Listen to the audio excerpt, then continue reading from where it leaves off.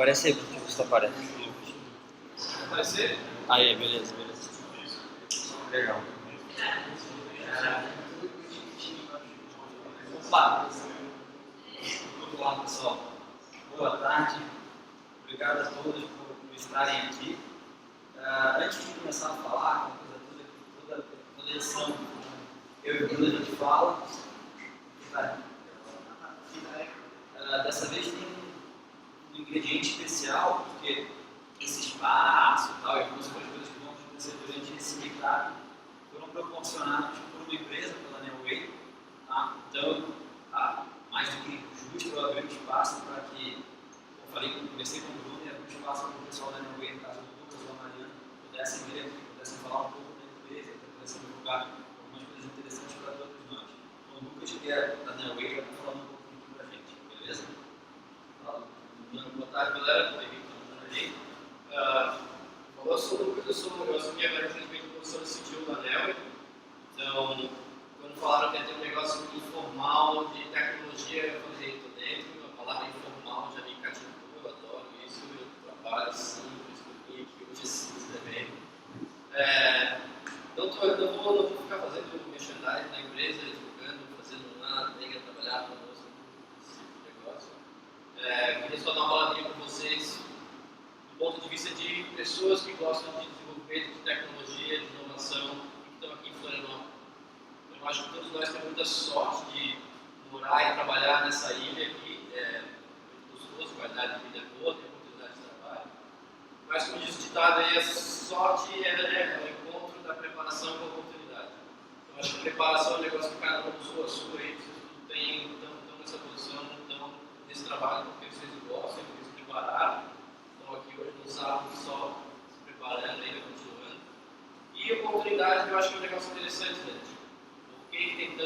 Começou a ter tanta oportunidade nessa área de tecnologia para Florianópolis. Eu queria fazer um levantamento rápido e ver quantas pessoas são de Florianópolis, nascidas e criadas aí. 1, 2. Então, eu acho que é um trend que tem dado em vários lugares aí, que é quando tu tem esses lugares de tecnologia, acaba de grande movimento de pessoas, acaba criando um cluster de turismo de pessoas de fora com tecnologia. Tu vai com um monte de gente de lugares diferentes, todo mundo vem do mesmo lugar, tem a troca de ideias, pessoas com histórias diferentes, com interesses diferentes. E aí eu acho que daí vem a inovação. Então eu acho que todo mundo tem uma oportunidade muito legal para todos nós aí. Mesmo com todas as dificuldades e política econômica do nosso país hoje em dia, a Neoway trabalha com empresas muito grandes e a gente tem percebido que, mesmo nesse cenário, as empresas grandes estão apostando todas as fichas que eles têm em tecnologia. Então, mesmo se as tendências de mercado não tem de nenhuma maneira, o mundo da tecnologia funciona um pouco diferente e eu acho que a gente tem uma oportunidade, vai ser um ano muito bom para todos nós, como na Neoway, a gente está bem confiante aí, que vai ser um ano bem produtivo, de crescimento para todo mundo. Então, vou passar a palavra aí para o resto. Aproveita.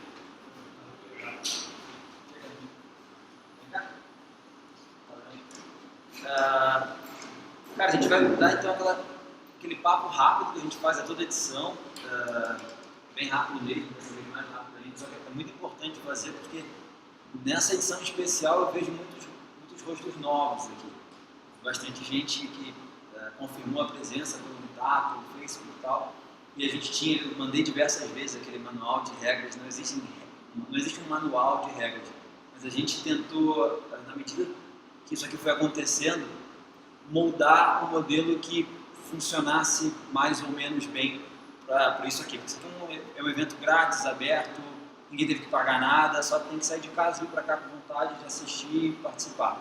Tá? Então tem algumas coisinhas básicas, vou falar por alto aqui.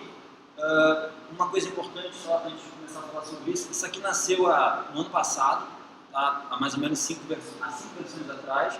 Não existia um encontro regular aqui da comunidade, nunca foi criado com a intenção de trabalhar com JavaScript ou trabalhar com PHP ou com alguma linguagem específica. Tá? Ele foi criado para ser um encontro da comunidade de desenvolvedores de Santa Catarina.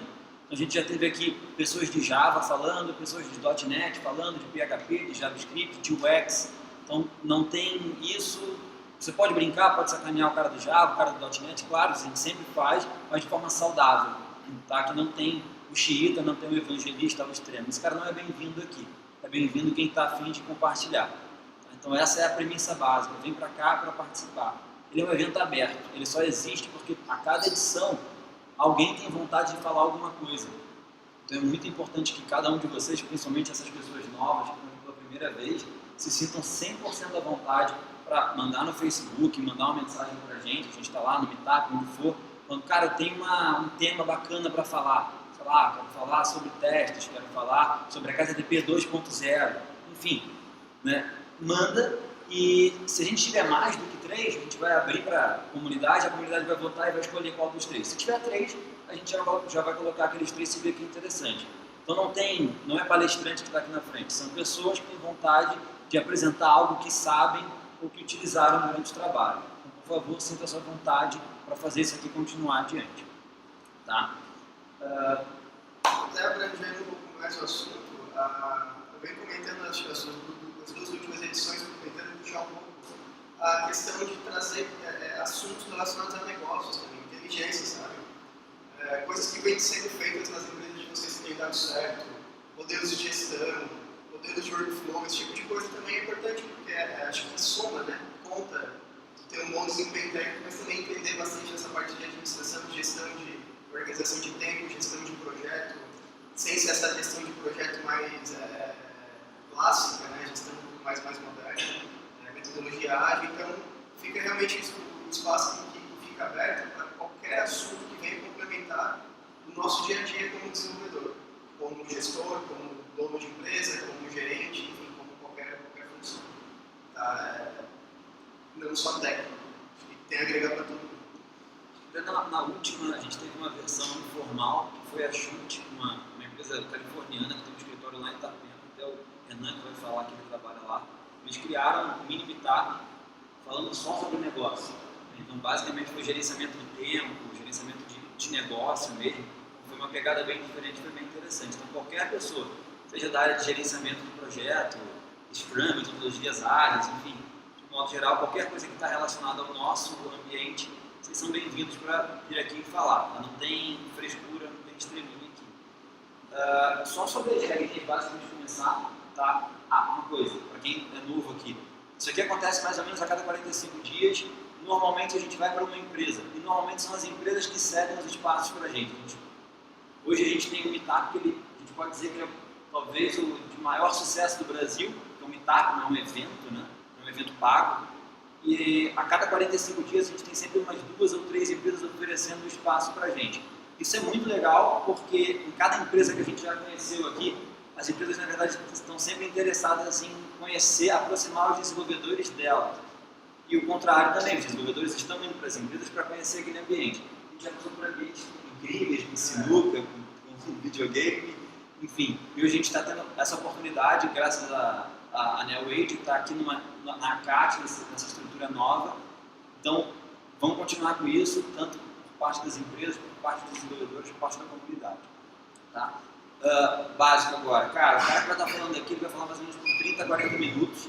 Tá? A gente tem uma espécie de um moderador, tá? Que pode ser qualquer pessoa. Tá? Inicialmente será eu. Tá? Eu vou ficar aqui na frente, não na frente, mas sentado ali moderando. Isso quer dizer o seguinte, Renan está explicando alguma coisa sobre teste. Você ficou com alguma dúvida, você pode fazer uma pergunta, mas não cortar o cara no meio. Não precisa esperar até o final do tema, tem que esperar o final do raciocínio dele. O que você faz? Levanta a mão, beleza.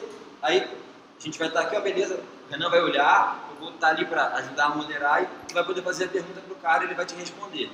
Até aí tudo funciona bem. Se começar uma batalha de ego, daqui a pouco, mas é isso, mas não é aquilo, o meu é maior, o meu é menor, aí o moderador corta. É por isso que a gente colocou essa figura do moderador. Você não precisa esperar até o final para falar, mas também isso aqui não pode virar uma disputa de quem é o melhor. Não faz sentido pra gente. Tá? Basicamente isso, são 30 a 40 minutos dessa forma. Acabando isso, aí tem 20 minutos para debate. Perguntas também sem, eu quero provar que a minha teoria é melhor. Mas sim, debate, acrescentando sempre ao tema que foi proposto. Feito isso, pausa para a gente tomar uma cerveja, conversar, fazer um network e depois a gente começa tudo novamente. Beleza? Vamos falar da organização, né? A questão da organização é importante a gente frisar, porque lá no início eu e o Gabriel e mais algumas pessoas começamos organizando, mas a gente sempre frisou que não é uma questão de uma organização fechada. Nós somos pessoas que estamos aqui dando um pouco mais do nosso tempo para orientar as pessoas, ajudar a selecionar os temas. Mas a gente está precisando, buscando pessoas que se mostrem interessadas a assumir um pouquinho esse trabalho que a gente fazendo. O Gabriel fazendo muito mais, faz umas 2, 3 edições que eu não tive mais como me envolver tanto. Mas a ideia é a gente passar isso de mão para que a comunidade continue tocando o evento, porque é o evento da comunidade, né? Não é uma organização nossa ou de qualquer empresa por trás, é a própria comunidade se gerindo. Então, tanto pela participação de todo mundo, mas por ajudar na organização também. Então, quem tiver interesse, tiver um pouco de tempo e quiser organizar um pouco também, ajudar, troca uma ideia com o Gabriel, comigo, que a ideia é essa mesmo, é transferir isso para a comunidade para que outras pessoas com outros pontos de vista, com outros interesses, possam dar continuidade nesses meetups. Eu falei isso, que todo meetup eu falo isso, né? Oh, por favor, me ajude, eu quero parar de estar aqui na frente. Mas não adianta, eu sempre fico sozinho. Então, valeu, obrigado. Então é isso. Acho que, agradecemos a todos pela presença, muito obrigado por estar aqui, principalmente os palestrantes, a Nelway também. 4 horas de shopping, estou contando. Não atrase, o cara vai cobrando. Né? E é isso, galera. Vamos começar. Meia hora de atraso, tá até barato, né? Já Quem aqui vai começar? Fala mesmo, quebra tudo.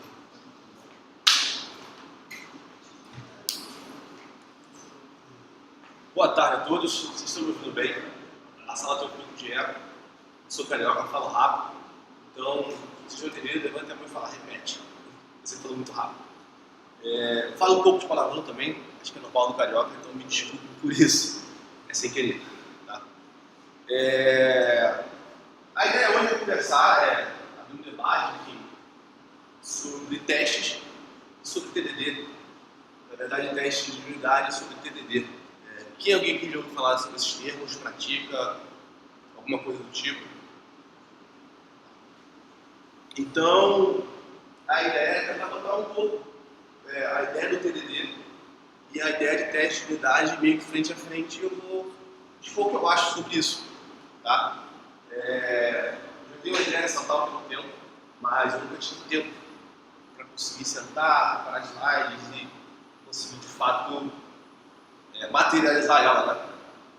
Então, quando surgiu a oportunidade de estar aqui hoje, isso foi na quarta-feira, anteontem, eu tinha 2 slides todos, então foi meio que uma correria, estou bem atarefado nas coisas também, então a tal não está 100% finalizada como eu gostaria, mas eu acho que a ideia principal já está aqui, tá?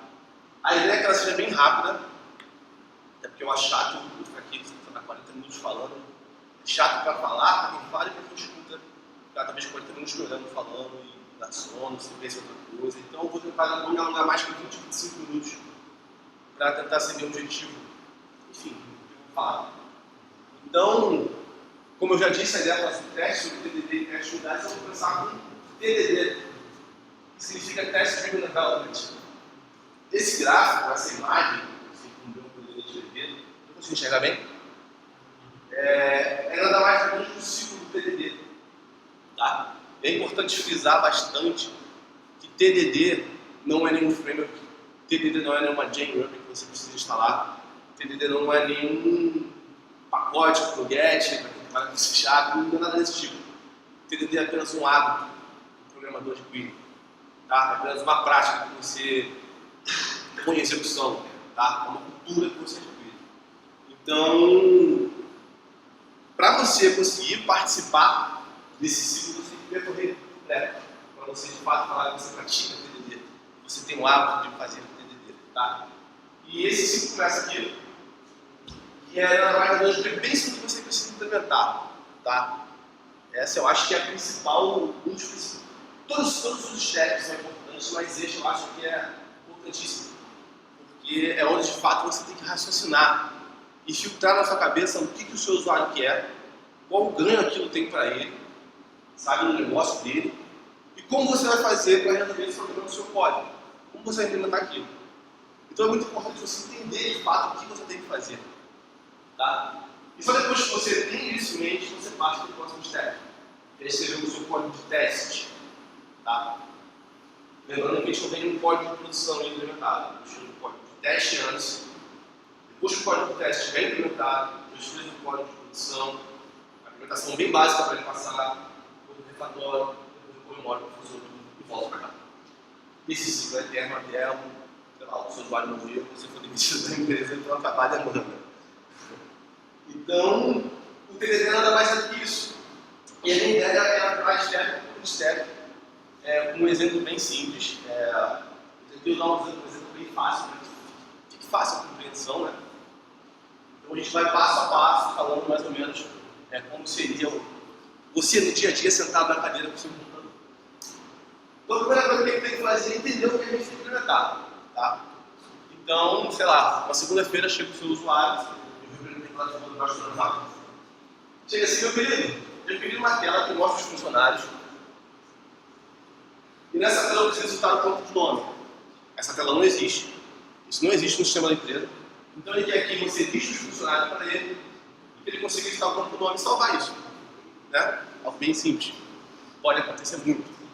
E a única exceção que ele põe é que o campo de nome não pode ser vazio. Eu não posso salvar um usuário sem nome. Eu posso atualizar um usuário sem nome.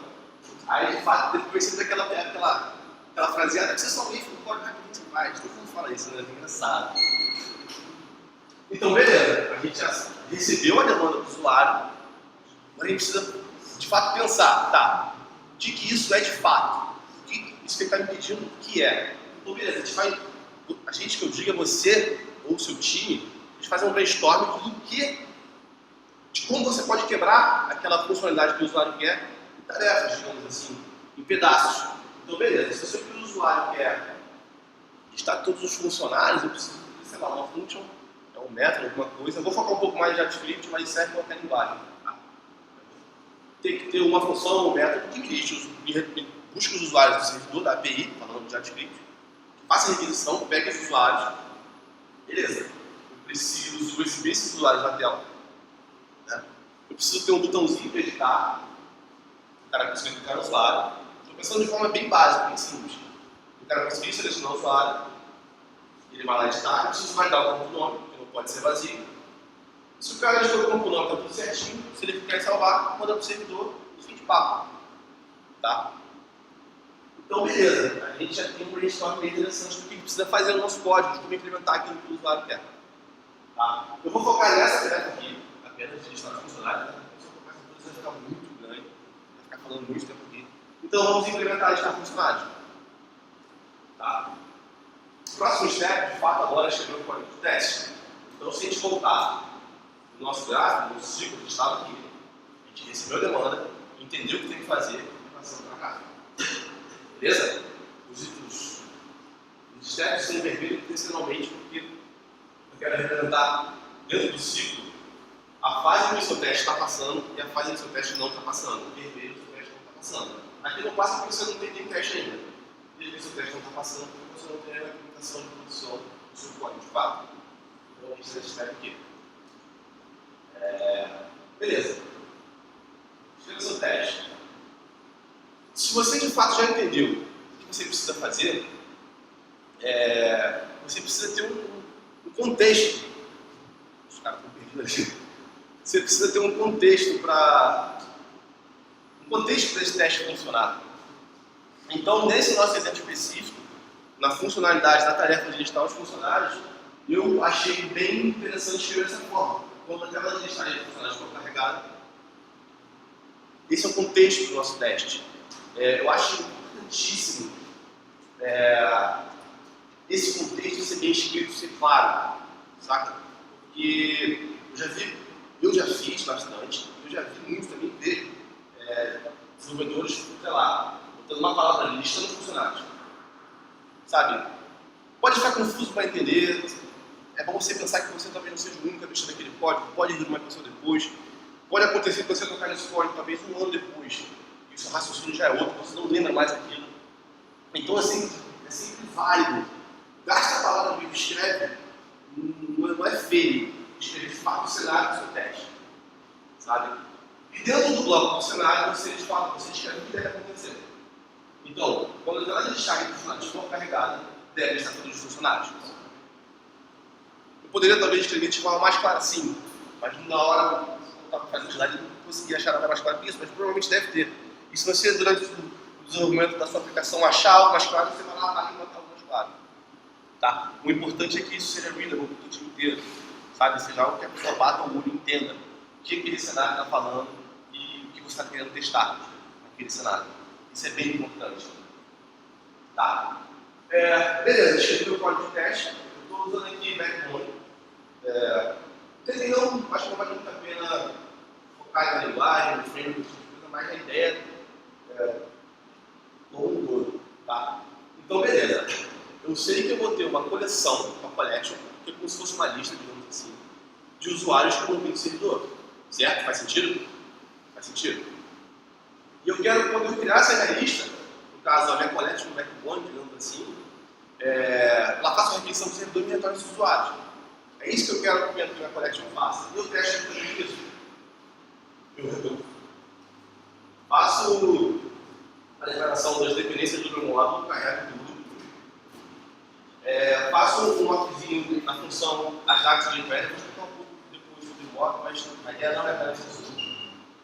Distancio de fato a minha collection e faço aqui o módulo de fato, né, o resultado que eu espero no meu teste. Eu espero que essa função Ajax de jQuery tenha sido chamada. Tá? Eu poderia fazer algum outro tipo de assert, que eu vou ver esse cara aqui, assim, mas eu deixei simples para ficar fácil de entender. Então, basicamente, o que o teste faz é referir essa função Ajax, é chamada, quando a minha collection é instanciada. Faz sentido? Beleza. Tá, escrevi o teste. Se eu rodar esse cara no Jasmine, no Mocha, em quem for, esse teste não vai passar. O primeiro motivo, óbvio, claro, que ele vai passar é que esse cara não existe. Esse cara seria, no caso, o nosso arquivo, a nossa classe, o que for aqui, da linguagem que você está trabalhando, que a gente está testando. Ele não existe, não criei ele ainda. Se a gente lembrar do ciclo, eu pensei que eu tenho que fazer escrever o teste. Eu não tenho nenhum código de produção ainda, tá? Então, quando você rodar o teste, provavelmente você vai ter um erro que o arquivo tal não existe. Se for um C# não vai nem buildar. Enfim. Então você vai lá e cria. No meu caso, esse list.js vazio, sem nada dentro. Absolutamente nada. Tá? Se você rodar o teste de novo, ele vai dar outro erro. E provavelmente, ele não sabe o que é connection. Ele conseguiu carregar o arquivo, mas ele não sabe o que é connection. Daí você vai, dentro daquele arquivo, tem uma collection do Backbone vazia. Roda o teste de novo. O teste vai continuar quebrado. Porque ele não sabe quem é jQuery, muito menos quem é Ajax dentro desse dado. Então, é meio que um mini ciclo dentro de um ciclo de você ir implementando as coisas que essa código de produção precisa para satisfazer o seu teste. Vai chegar um momento em que você implementou tudo que o seu teste queria para funcionar. Digamos assim. Então, a ideia é que você realmente vá baby steps, digamos assim, na implementação do seu código de produção. Logicamente, isso depende muito da maturidade do desenvolvedor. Um cara que está fazendo teste há bastante tempo, talvez ele não perca tempo referenciando um cara que não existe. Porque você sabe que vai dar erro. Mas eu aconselho para quem está começando, para quem quer adquirir esse hábito, a ir bem baby steps, sabe? Então, beleza. Tem a implementação do meu teste, vou passar para o próximo ciclo do TDD, que é escrever a implementação básica do meu teste passado. Beleza? Então vamos lá. Você tem que botar o slide lá. Eu estava aqui, estou vendo errado.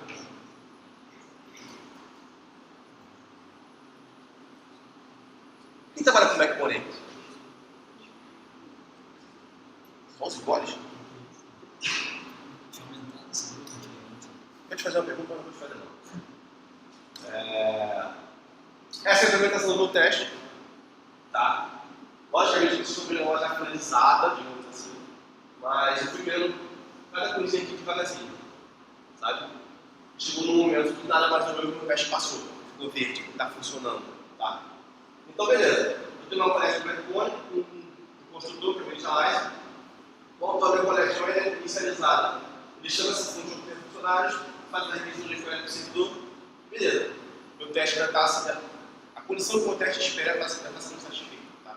É um exemplo básico, tá? Não é uma implementação real, mas já dá para a gente ter uma ideia do que é. Beleza, o teste passou. Tá? É importante ressaltar que nessa hora, quando você for escrever a implementação de produção pela primeira vez, você tem que ser o mais simples possível. Tá? Não é interessante nessa hora tentar arrojar o código, botar seu dom lá, sua expertise ali. A ideia é que você escreva um código só para satisfazer o teste, só para o teste passar. Se você estivesse testando, sei lá, uma function que faça um cálculo matemático incrível, e o seu teste lá é ver se 1 mais 1 é 2, você vai dar retorno 1 mais 1, 2. Retorno 2, direto, sabe? Tenta ser bem básico nessa hora. Depois que você fez o teste passar, você vai para o próximo passo do ciclo, que é a refatoração do seu código. É nessa hora que é interessante, que a brincadeira fica legal. Porque, de fato, na verdade, nessa hora é um pouco nessa, tá? Mas esses 2 pedacinhos do ciclo é que você consegue ter um feedback do seu código. Então, por exemplo, você está testando um componente, você vê o seu código de teste, quando você vai escrever a implementação, você tem dificuldade, você vê que está difícil, talvez a sua classe esteja muito acoplada de algum outro componente, talvez você precise de uma interface do meio para criar um isolamento, enfim. Isso depende do dia a dia, depende do que você está fazendo. É geralmente nessa hora que o código se expressa. Você consegue ter um feedback de como o design da sua classe está ficando. Porque se vocês analisarem bem o nome TDD, Test Driven Development, a ideia não é, o foco principal não é o teste. Obviamente que o teste é importantíssimo, mas o benefício maior que vocês podem obter ao praticar TDD é design de código. Porque a gente é forçado a pensar na implementação antes de escrever ela. Essa é a principal ideia, é ganhar com design. E a partir desses feedbacks do código, dá pra gente imediatamente a cada tarefa que você coda, que você faz, que você implementa. Né? Refatorando, eu removi o jQuery, usei o fast backbone, e eu usei o backbone no RR, por exemplo. Quando vocês fazem um fast backbone, se você não tiver esse cara especificado, não funciona. E você tem justamente o endereço da API. O backbone vai saber para onde fazer a requisição, o que for. Se você não tiver esse cara, não vai funcionar. Então eu refatorei meu código, que na verdade antes era assim, e meu teste continua passando. Por quê? Esse cara, por vários pontos, ele chama de jQuery. Ele faz o ataque. Se vocês prestarem atenção no que o código do teste está esperando, é funcionar de ataque, tem que ser chamado. Então está funcionando. É bem interessante. Eu acho que esse é o ponto principal do TDD. É o feedback rápido que você tem na sua implementação. Que já é bem diferente de teste de unidade. Geralmente, candidatos de ajude, enfim, eu sempre faço essa pergunta: qual a diferença entre TDD e teste de unidade? É interessante, às vezes, que confunde muito os conceitos. Teste de unidade é nada você testar seu código. Às vezes a sua classe já está pronta, você escreveu a classe toda, super bonito, e depois você pode escrever um código de teste. Qual é o grande problema disso, na minha visão? O feedback pode ser tardio. Talvez pode ser impossível você testar aquela classe. Talvez pode ser muito trabalhoso, pode demandar muito tempo, pode ser chato. E geralmente nessa hora que você não testa. Você fala, porra, não dá. Eu paro, tá com pressão, deixa você testar, está funcionando. Essa, na minha visão, é o divisor de águas entre TDD e teste de unidade. É o timing do feedback. O feedback aqui pode ser muito caro, pode ser tardio. Smell de código de teste. Eu já fiz muito isso. Sei lá, o exemplo que eu peguei foi quantas informações que foram geradas pelo server. Eu estabeleci a collection ali, busco pelos nomes, dentro daquela função ali, eu faço request para o servidor, esse tipo de coisa. E eu espero que na minha collection, está errado, esse código foi errado. Na minha collection, o atributo nome seja Renato Carvalho. É um exemplo bem. E aqui eu escrevo o código de produção. Essa função parte é invocada sempre quando alguma coisa é retornada pelo server. O backbone sempre invoca ela. Então aqui eu pego o nome que vem lá, o item, imagina que retorne um objeto com um nome, idade, sei lá, eu pego o nome, o item nome, e aguento lá, Carvalho. Só para vocês fazerem contigo no teste, um teste bem idiota. Tá? Qual é o problema desse teste? Tá? Alguém consegue ter uma ideia? esse teste ele bate na implementação real. Tá? Ele está consumindo a API, está indo para o servidor, provavelmente existem regras de negócio no servidor, deve estar indo no banco de dados, acesso ao banco de dados é caro, é custoso, é demorado. Então, não é interessante. A ideia é que os testes de unidade nunca batam em banco de dados, nunca de fato consumam uma API. Isso é uma prática ruim. Tá? Porque por um motivo, não vários, você fica exposto ao ambiente. Imagina que seu banco de desenvolvimento está fora do ar, seu teste não vai passar. E é algo que não é problema do código, é um problema de infraestrutura. Outro, o seu teste pode estar muito mais lento. Até porque você vai acessar banco, vai bater na API. Geralmente o ambiente de desenvolvimento é mais devagar que a produção. Tem um monte de ideia fazendo gambiarra lá, subindo coisa que não sabe o que é, o ambiente é mais devagar. E se imagina num cenário, por exemplo, na empresa anterior que eu trabalhava, a gente tinha um projeto com, sei lá, uns 400 testes.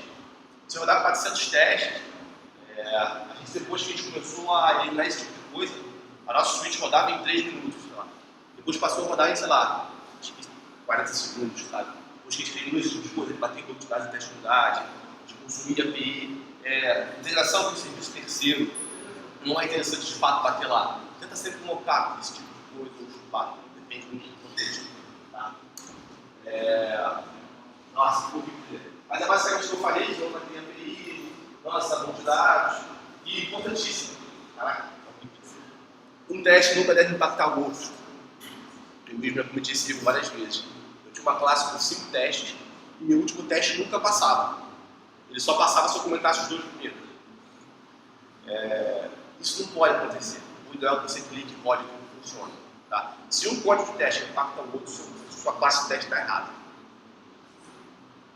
Você tem que refatorar ou rever, enfim, repensar. Teste seu código, não seu framework. E mexe. Não precisa andar na internet para ver como colocar um componente, como testar alguma coisa. Não sei tudo, né? E eu vejo assim, alguns exemplos, cara, eu vejo que eu fiz isso, mas eu vejo alguns exemplos engraçados. E um deles que eu digo que chamou a atenção foi esse, mais ou menos assim, deve ser dado um atributo no nome. Aí o cara instanciava o nome, passava ali o objeto, o nome, Renan, depois ele fazia um script de modo com o nome, que não é mais, que fosse Renan. Eu pensei, cara, qual o ganho desse teste? O que esse teste está testando? O que ele espera? Na real, nada.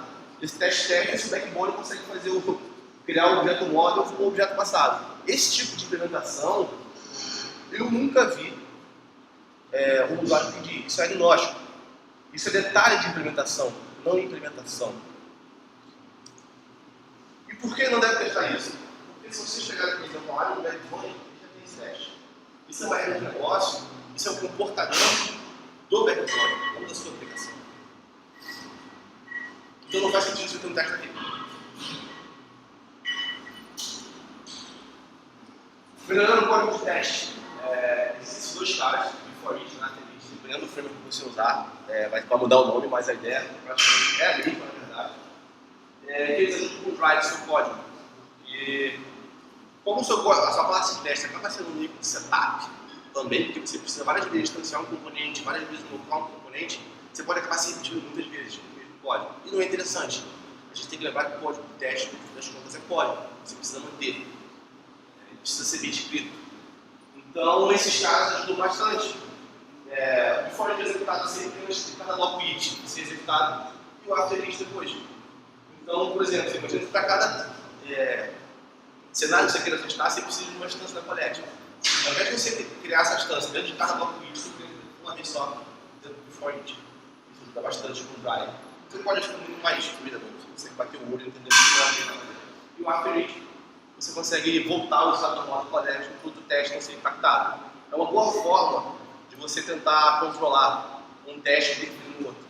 Então, por exemplo, você define o estado do teste possível, e aqui você volta para esse estado aqui de novo. Para o outro teste conseguir pegar, para todos os testes conseguirem mudar para o mesmo estado. É bem interessante. Triple A, enfim.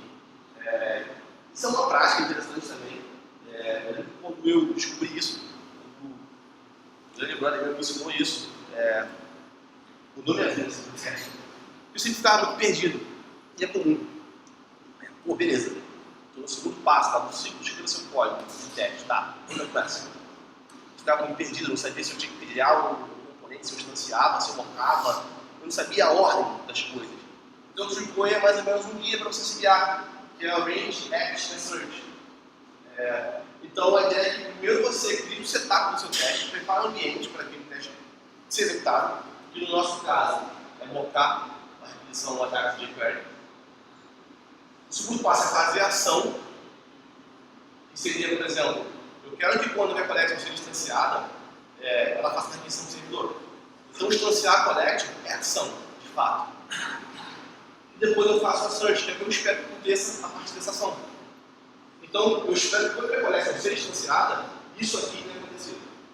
Eu espero que a função Ajax jQuery tenha sido chamada. Então, esses três caras, eles te ajudam a organizar bastante o seu código de teste, te guiam bem durante o seu desenvolvimento que você está escrevendo, né? É bem interessante, vale a pena depois dar uma lida se vocês realmente quiserem adotar esse hábito de praticar. E o ideal é que você tenha sempre um inspect de testes. Tá? Então, é interessante você ter, por exemplo, inspect Ajax running college, inspect Ajax running college with algum parâmetro específico. É ideal ter só um. Tá? Eu usei o Jasmine nos meus exemplos, que é um framework de JavaScript. Eu deixei por último intencionalmente, porque eu não queria que algum framework, alguma coisa influenciasse no conteúdo total. Qualquer framework de JavaScript, eu acho. Eu sempre usei o Jasmine, porque eu criei um APA, mas as coisas que eu falei provavelmente se aplicam a eles. Podem mudar a sintaxe, mudar o nome, mas o jeito eu acredito que seja o mesmo, incluindo o framework server-side. Muda um pouco, mas a ideia, o conceito é o mesmo. Tá? Na documentação dele diz que é para behavior driven development, isso aqui é um outro tipo de teste, não tem nada a ver com essa tal, mas eu uso muito ele para fazer TDD. Também funciona muito bem. Não precisa de nenhuma outra libra standalone, você não precisa de nenhum outro cara para fazer search, para fazer mock, para fazer slice, esse tipo de coisa. A gente já vem tudo nele, é bem leve. Tem umas partes fáceis, na minha opinião, e eu deixei tudo muito propósito, como eu falei. Galera, eu sou o Renan, trabalho na Chute, a gente está contratando lá. Meu Twitter é rcarvalhojs e o Instagram é ali. Muito obrigado.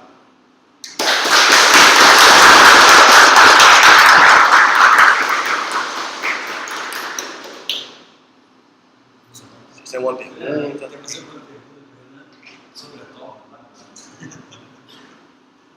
Eu tenho um conselho para dar. Eu acho que é uma mudança de hábito, essa é a palavra, tá? No começo é difícil demais mesmo, você tipo, caraca, eu não sei o que eu tô fazendo, tô testando errado, tô fazendo besteira, tá errado, é isso mesmo. Você fica com um confronto mental interno, assim, é chato, é desconfortável. Mas é aquilo, você começar a ter esse hábito é uma mudança de... é uma transição, nada mais do que uma transição, porque todo mundo é acostumado a escrever o código em posição direta. Você pensa codando, você coda e um segundo depois está no seu dedo digitando. A gente não tem o hábito de pensar antes e talvez nos próximos 20 minutos implementar aquilo. Ou implementar um código que vai testar aquilo que você tem que implementar de fato. Então essa transição é complicada, como qualquer transição. Se mudar é difícil, é complicado. Eu sempre tive cabelo raspado, estou tentando continuar o Black Power, estou passando mal já durante essa coisa demais. Transições são complexas. Mas eu acho que vale a pena testar. Tentar adotar essa prática. Dei uma lida sobre o assunto. É interessantíssimo como a sua carreira como programador vai mudar. Começar a tentar praticar TDD, tá? Porque você automaticamente vai ser forçado a estudar patterns, a entender de fato os princípios solid, dry, esse tipo de coisa você vai ser obrigado a entender. Porque muitas vezes para você solucionar um problema que o seu código tem, é um pattern específico que vai te ajudar. Você usar SRP, você tentar deixar os seus componentes menos acoplados possível. Então, é meio que uma coisa encadeada. Se você começar a praticar TDD, entrar nesse hábito, automaticamente você vai estar estudando coisas sendo mais dado estudar. Eu acho que é bem interessante, vale. E o benefício é prazeroso. Essa é a dica. Uma dúvida que eu sempre tenho com esses testes é o seguinte: quando a gente fala de um teste simples, uma implementação simples, é bem fácil de entender e tal. Mas, por exemplo, quando tu chega no nível onde tu começa a testar comportamentos complexos com dados mesmo, tipo iniciar uma collecta, um modo e tal, qual é a melhor forma de a gente fazer um mock desses dados, porque já que não é aconselhável tu recair no API, sabe, como que tu monta sem ocorrer aquele caso Se eu estou setando, eu estou vendo o site desse atributo, o que eu vou testar, né? Tá. Testar Entendi. O ideal é que aquele primeiro passo do ciclo seja bem definido. Você entender de fato o que você tem que testar, o que você tem que fazer. Então, sei lá, vou pegar um exemplo. A sincronismo é geralmente algo complexo de se testar. Eu quero testar, por exemplo, se quando eu fizer uma requisição do servidor, que é aquele nosso exemplo, os dados realmente vêm, tá? Sem uma... Deixa eu fazer um final. Tá. Você faz uma requisição para o servidor e quando esses dados retornarem, tem que ter um tratamento lá. Por exemplo, if tal campo vir nulo, você vai botar tracinho nele. Por exemplo. É algo assíncrono, tá? Esse tipo de teste aqui eu costumo fazer. Como eu não posso bater em API, não posso bater em banco de dados, eu posso ou estubar ou mocar o retorno desse servidor. Existe uma diferença entre mocar e estubar. Quando eu estubo um componente, o meu teste, a lógica dele muda um pouco. Porque o meu expect, o meu assert, vai ser o estado do componente, não o comportamento do componente. Se vocês repararem aqui, ó, eu estou mocando esse cara. Eu estou testando um comportamento. Qual comportamento? Se essa função for chamada. Certo? É o comportamento que tinha que acontecer. O meu teste está focado nisso. Se eu estubasse esse cara, eu teria que criar um objetozinho falso em cima, em algum lugar, que é um JSONzinho falso, sabe? E aqui eu verificar. Eu espero que meu módulo ponto tal cara seja um cara lá em cima do objeto falso que eu retornei para você. Então, a ideia é sempre estubar o local, depende de como você quer ter feedback do seu teste. Se você quer ter comportamento ou por estado. Entendeu? Respondi, era mais ou menos essa dúvida? É justamente isso. Essa é a diferença principal do mock stub, na minha visão, né? Isso é um negócio bem filosófico, né? Porrada para falar que é mock e que é stub. Na minha visão, é simplesmente o fato de como você vai fazer o teste. Como mock você testa o comportamento, o stub você testa o estado. Eu poderia, por exemplo, verificar se esse método foi chamado apenas uma vez. Posso ter esse tipo de teste. Posso testar se foi chamado por um parâmetro específico. Enfim, olhando no computador do Jazz, tem vários tipos de teste. Essa espanhol que fala que esse módulo, cara, ele não deixa de fato já de ser executado Não, na raiz não. dele. É difícil explicar, mas é como se fosse um cara que fica olhando a implementação real e traqueando tudo. Quando você chamar ela de fato, ela não vai para o servidor, não vai chamar para ele nada. Só que esse cara sabe de tudo, os pais sabem de tudo. Então você faz o assert, as expectativas dele. Sacou? Você consegue traquear tudo que foi chamado, referenciado aquele cara específico. E a mesma coisa que eu entendi que eu tinha agora assim, eu não preciso for validar dados, se for validar esse tipo de comportamento, eu vou validar lá ou já vem cá É porque são duas coisas diferentes. Geralmente a API que tem essa preocupação, ela é de back-end. Tá? Ela é de back-end, vai ter essa preocupação. Provavelmente, se eles praticarem, eles vão fazer esse teste lá também. Tá? E uma coisa interessante, eu falei no finalzinho sobre o PDD. O ideal é que, tipo, teste completo da sua aplicação, digamos, se o usuário consegue logar na tela de login e chegar a uma determinada tela, clicar no botão salvar, esse tipo de teste, o comportamento inteiro, é interessante usar o PDD. Porque aí sim, você baixa o API, você baixa o banco de dados, você faz o caminho real da aplicação. Mas aí tem outras coisas que envolvem, provavelmente você vai ter migration, que é um cara que vai ser... Depende de como for, mas geralmente ele vai limpar o banco de dados, vai preparar toda a estrutura para o seu teste conseguir ser executado, sabe? Já é uma conversa bem diferente. Mas a ideia é que o teste de unidade não bate a implementação real, assim. Consegue ser como pode estudar. Na empresa de trabalho, a gente tem um produto que parte dele tem que pegar testes e parte dele não. Os desenvolvimentos novos, todos a gente usa TDD. Porém, quando a gente abre um chamado, tanto no banco, o pessoal não utiliza TDD. E eu não sei se eu entrei há pouco tempo na empresa, eu estava sugerindo algumas coisas. Talvez para cada bug ser aberto, a gente faz um teste. É o ideal. Queria saber se essa seria a estratégia correta, ou como poderia levar para esses códigos já existentes, esses códigos legados. Entendi. Porque a gente tem a ideia de aplicar testes neles, né? Só que isso vai ser uma coisa mais a longo prazo, né? Vai levar mais tempo. Porém, eu acredito que para cada bug aberto a gente já podia ir testando, eu não sei qual seria a estratégia nesse caso. Existe uma coisa que tem que ser clara. O fato de você fazer TDD ou teste de unidade não garante que a sua aplicação vai ter bug. Isso não existe. gente que acha que só você fez teste, só porque você não tem bug. Isso é furada. Mas, em relação à tua pergunta, geralmente bug em produção, você deve corrigir esse bug com um teste. Você tem que criar um teste para aquele bug, que você consiga criar o contexto que aquele bug aconteceu e a ação para você corrigir aquele bug. E a ideia é você praticar aquele também.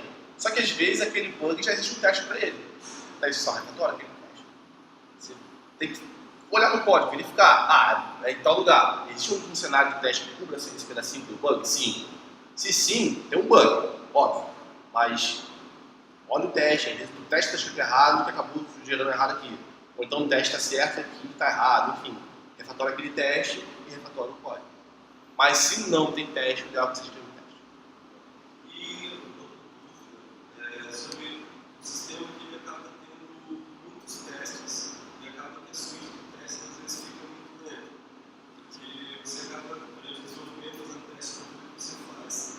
Só que muitas vezes, eu vejo, por exemplo, esse projeto que eu estou agora, ele tem milhares de testes e eu vejo que muitos deles não quebraram. E aí eu fico pensando, eu deveria pegar, por exemplo, assim, pegar os últimos 2 anos, os testes que não quebraram nenhuma vez, arrancar fora, jogar com outros suítes, que vai ser executado, não sei se seria.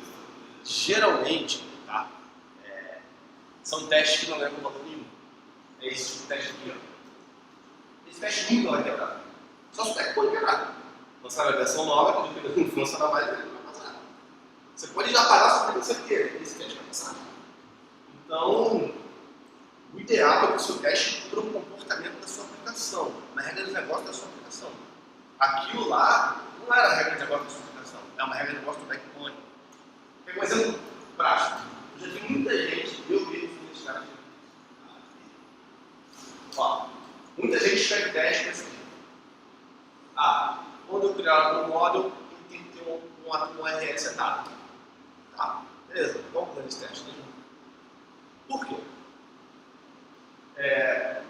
O meu backbone não vai funcionar nunca se esse cara não estiver aqui. Se eu fizer essa repetição. Ele não vai funcionar, vai dar erro. E como é esse teste específico? Eu estou testando requisição, vai dar erro. Ele vai pedir, tem que ter uma URL. Então não precisa de um usuário de teste para esse cara. Esse cara é um detalhe da implementação. Não uma regra de negócio da implementação. Saca? Esse tipo de teste não é legal. Só vai aumentar o número de testes lá e vai consumir tempo que você for rodar. Sacou? Existem testes que você tiver que não faz sentido. Então, o ideal é testar a sua implementação, a sua regra de negócio. Por isso que aquele primeiro step é importante. Pensa no que você tem implementado, no que você recebeu do seu usuário, o que ele quer. Saca?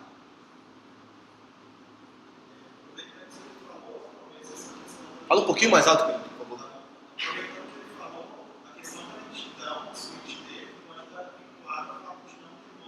Sim.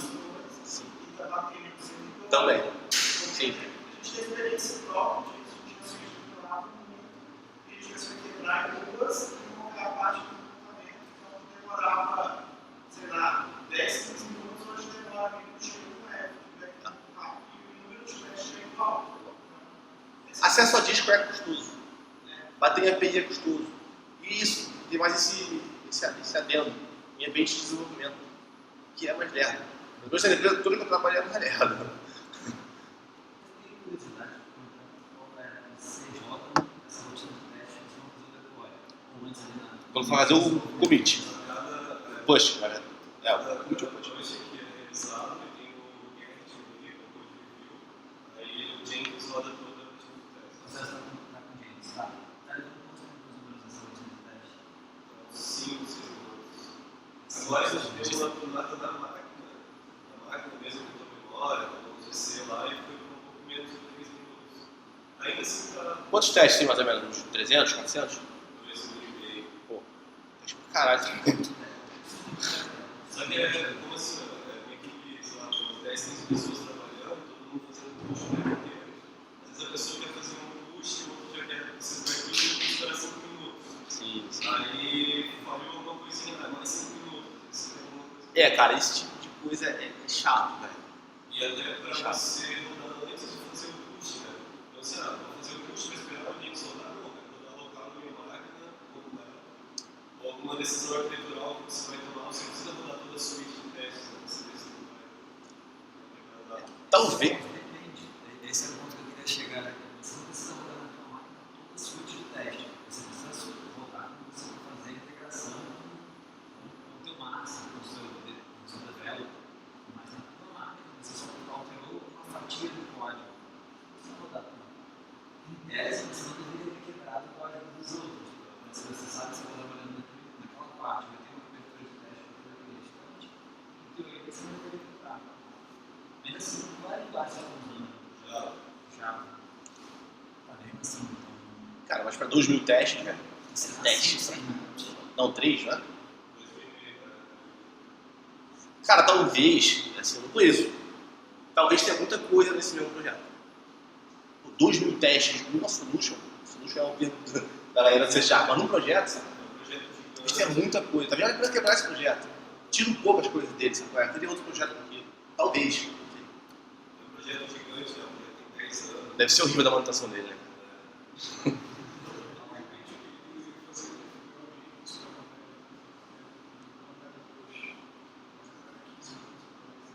Sim, é um plano de ação.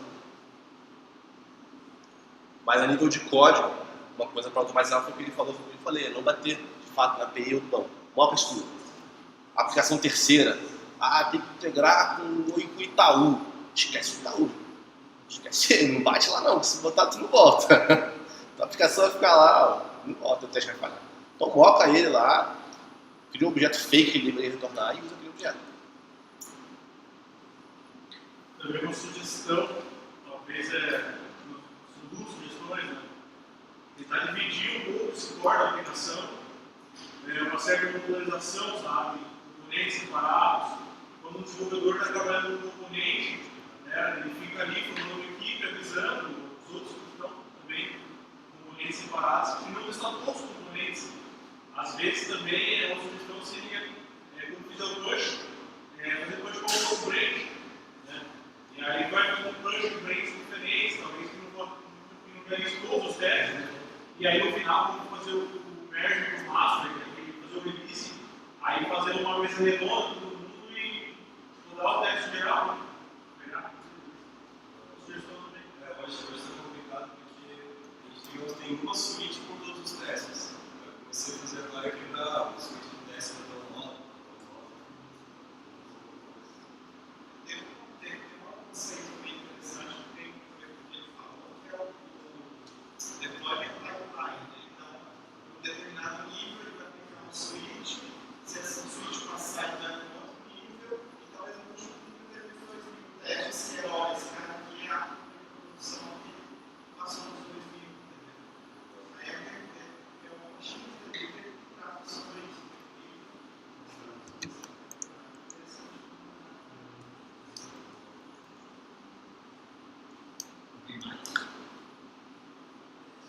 Pessoal, Vamos para a empresa dele, lá vamos lá no carro. pessoal, obrigadão.